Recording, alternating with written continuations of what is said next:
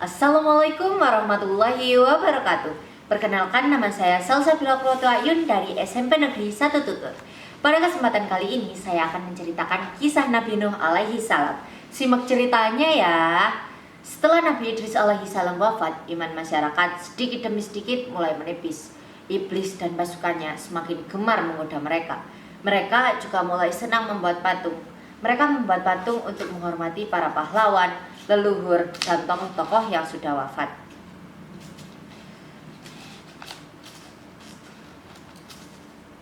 Patung-patung itu diberi nama sesuai dengan nama tokoh-tokoh itu. Tetapi lama-kelamaan mereka mulai menyembah patung-patung itu. Mereka percaya bahwa patung-patung itu mempunyai kehebatan dan kekuatan yang bisa melindungi dan menentukan nasib mereka. Di antara patung-patung yang disembah itu ada 5 yang paling mereka agungkan. Di antaranya yaitu Wa'ad, Suwa, Yugus, Ya'ud, dan Nasr. Inilah asal mulanya manusia menyembah patung dan berhala. Tentu saja ini semua hasil pekerjaan iblis dan pasukannya yang berusaha sekuat tenaga menyesatkan manusia agar tidak menyembah Allah dan masuk neraka bersama mereka. Allah tidak membiarkan manusia tersesat semuanya tanpa petunjuk. Maka Allah memilih Nabi Nuh alaihi salam untuk mengingatkan kaumnya agar mereka meninggalkan penyembahan berhala dan kembali menyembah Allah Subhanahu wa taala. Siapakah Nabi Nuh alaihi salam itu? Nabi Nuh adalah cucu dari Nabi Idris. Fisiknya kuat, terbukti dari umurnya yang sangat panjang, sekitar 1000 tahun. Hatinya mulia dan sabar luar biasa. Pikirannya juga sangat cerdas, rendah hati, soleh, dan taat kepada Allah. Nabi Nuh adalah Rasul Allah Subhanahu wa taala yang pertama. Sebelumnya Allah hanya mengangkat nabi-nabi saja. Mulailah Nabi Nuh berdakwah kepada kaumnya. Nabi Nuh mengajak mereka untuk memohon ampun atas dosa-dosa mereka dan kembali menyembah Allah agar tidak terkena azab dari Allah. Sangat tekun Nabi Nuh mengajak kaumnya dengan berbagai cara. Dengan terang-terangan di hadapan banyak orang, dengan diam-diam mendatangi seorang demi seorang, berulang-ulang, siang dan malam selama kurang lebih 950 tahun lamanya. Tetapi sedikit sekali yang mengikuti seruan Nabi Nuh. Kebanyakan dari pengikutnya ini adalah orang miskin dan pekerja kasar. Jumlahnya sekitar 80 orang. Yakni sebagian besar kaumnya tidak mau mengikuti ajaran Nabi Nuh. Mereka bersikap angkuh dan sombong dengan menutup rapat-rapat telinganya jika Nabi Nuh mulai berbicara mendakwahi mereka. Bahkan mereka menantang Nabi Nuh akan mendatangkan azab yang diancamkan oleh Allah Subhanahu wa taala. Nuh, sudahlah, berhenti berbicara. Percuma, kami tidak akan percaya. Sekarang begini saja, datangkan azab itu pada kami jika kau memang benar. Kami yakin takkan ada azab yang menimpa kami karena kelakuan kami. Kau hanya berdusta. Hahaha, ucap salah satu umatnya. Nabi Nuh mengadu pada Allah tentang pembangkangan kaumnya yang keterlaluan. Allah berfirman bahwa pengikut Nabi Nuh tidak akan bertambah, hanya 80 orang itu saja. Selebihnya mereka semua tidak akan beriman karena mereka sudah sangat sesat. Setelah jelas ketetapan Allah bahwa orang-orang itu tidak akan beriman, maka Nabi Nuh memohon kepada Allah, Tuhanku, musnahkanlah semua orang durhaka itu dari muka bumi. Mereka hanya membuat kerusakan dan melahirkan anak-anak yang durhaka.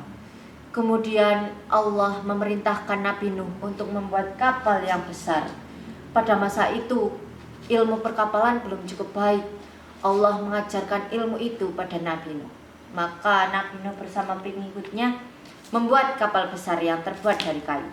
Kayu itu didapat dari hutan di sekitar mereka.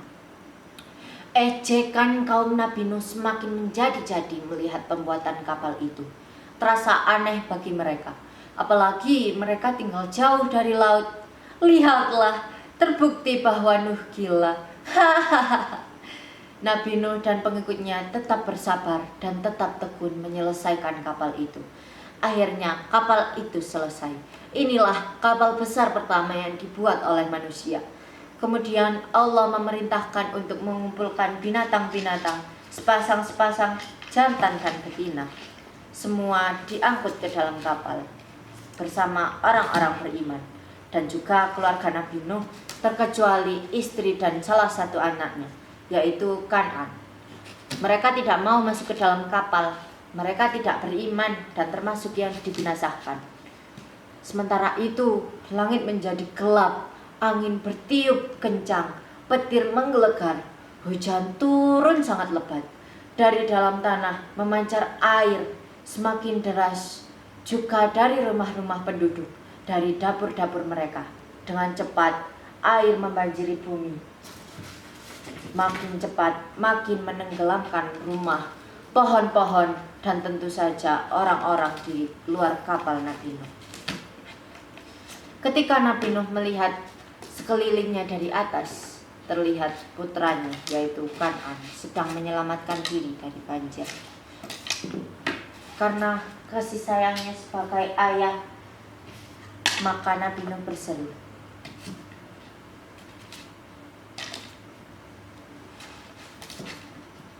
"Anakku sayang, masuklah ke dalam kapal ini.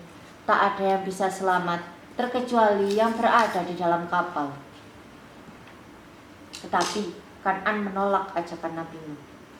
"Tidak ayah, aku akan memanjat bukit yang tinggi. Pasti aku akan selamat," jawab Kan'an. Tiba-tiba datang gelombang besar dan Kan'an tidak terlihat lagi. Dia termasuk yang dibinasakan. Nabi Nuh sangat sedih, tetapi beliau menerima keputusan Allah Subhanahu wa Ta'ala.